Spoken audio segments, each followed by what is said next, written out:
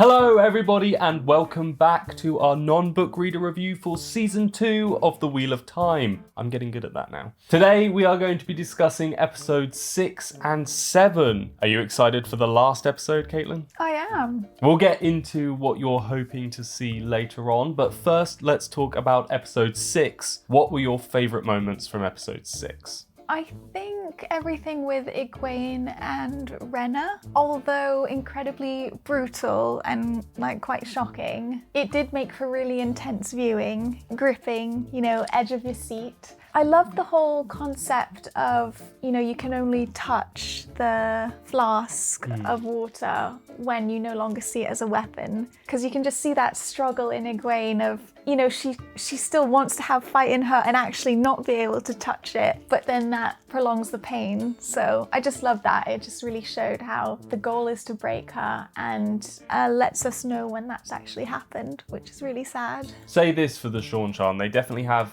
thought through all the fail-safes with the Idam. And was there anything you disliked from episode 6? I'm not loving much to do with Matt's storyline.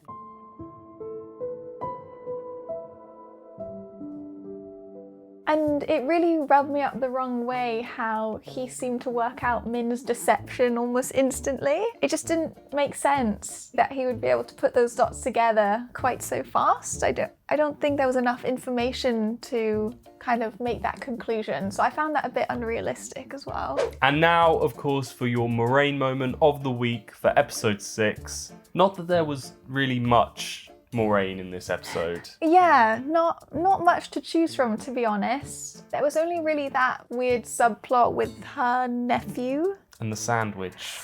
The sandwich, yeah. I know I definitely wouldn't want to be trying one of Barthanes' sandwiches after what we find out in the next episode. So moving on to episode 7. Did you like that segue? Yeah. What were some of your favourite moments from episode 7? Again, it's everything to do with Egwene, actually. Egwene. Maybe we need to change this to your Egwene moment of the week. Maybe. I'm kind of thinking that as well. You think she's overtaken Moraine as your favourite character? Yeah, I think she has actually. I'm just really admiring her strength throughout what's happened to her. And I absolutely love that moment where she turned to Rhaena and said, "I will kill you." That was just such a good moment. And yeah, I kind of love Egwene. Also that sort of training session or test to show the strength of each of their Domanis. Yeah, Egwene's obviously super powerful and so had the biggest bang. She blew them away, you could say. You could say that. And what didn't you like from episode 7? I hate to say it, but it's the Matt stuff again. Everything with the tea, I didn't really understand what was going on. Don't trust a Forsaken when they're offering you tea, because you are going to have a bad trip. Did you have a better grasp on that? Were we supposed to learn something from it? I think that they've cut a certain element out of the books and are trying to replace it with this tea. Ishamael talking about past lives and experiencing that kind of makes me think they're going to shift some of Matt's character development and push it forward a little bit. The good news is Matt's character's about to get a whole lot more interesting, so there's that. Yeah, that's good. I think he needs to get more interesting. What did you think of Perrin's story in this episode? The scene with the other Aiels was quite interesting. And when they were beating up Avienda, I was quite shocked and I didn't understand why. But again, Perrin kind of faded into the background there, so it's not a storyline that I'm as invested in. Definitely taking a backseat to our introduction to the Aiel. So do you feel like you're getting to know Aiel customs? Do you have a grasp on Ji'e'toh? I actually don't know what toe means. Is it a punishment? Toe is kind of like when you wrong somebody or somebody does something nice for you and you kind of owe them. And it's really important to the Aiel that you pay that sort of debt. So when I take out the bins, you have toe towards me? You could look at it that way, yeah. And I know we've kind of changed it to Eggy's moments of the week now, but what would be your Moraine moment of the week for episode 7, for the sake of continuity?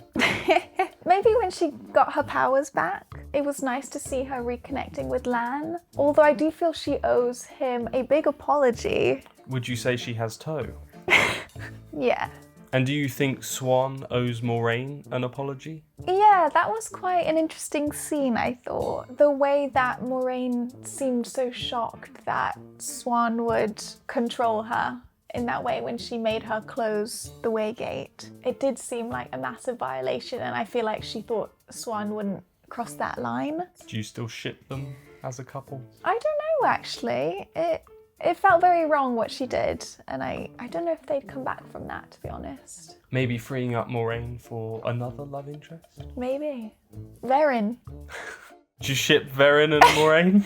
I like Perrin. So I think it's time you tell us about your best cinematography moments for episode 6 and 7. So for episode 6, the whole sequence where Reimer gets collared was obviously heartbreaking and super tense, and I think really well done. The action, the music, the performances from the actors, it was all really great television. But the bit that really got a lump in my throat was when Elaine had to silence Nynaeve from crying out at the moment where the collar goes around Reimer's neck and then it cuts to their hands holding. That I just thought was a really human moment for two characters that kind of butt heads a lot and don't see eye to eye to come together in that moment of turmoil. I just think that shot summed up a lot. And then at the completely opposite end of the emotional spectrum, for episode 7, I'm going to go with what I'm referring to as Lanfear's Reign of Terror, where she just blitzes the entire foregate in Kyrian. All the explosions, a great use of practical effects, and the way Lanfear is just strutting through it all like a total badass. She's like a one-woman army, and it really shows just how powerful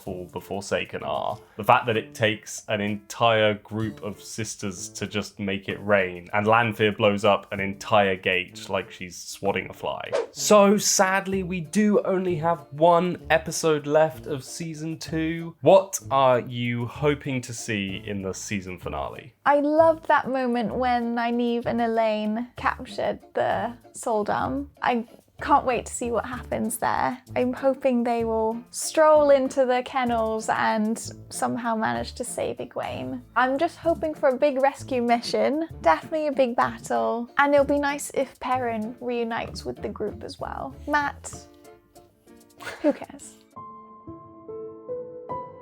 And now your episode ranking. So as it currently stands, and this is testing my memory, you have episode 5 on top, then 4, then 2, then 3, then 1. And I said those really slowly so that if I got it wrong, I can fix it in the edit. Okay, so I'm tempted to put episode 6 above 5. I might go with episode 6, episode 5, then possibly episode 7. I do think it was an exciting episode. And then keep the rest in the same order. So thank you everybody for watching. Please don't forget to subscribe to the channel if you enjoyed this video and want to see our episode 8 full series review of season 2 of The Wheel of Time. And please don't forget to comment what you thought of episodes 6 and 7 because we'd love to read them. Thank you guys, and we'll see you in the next one.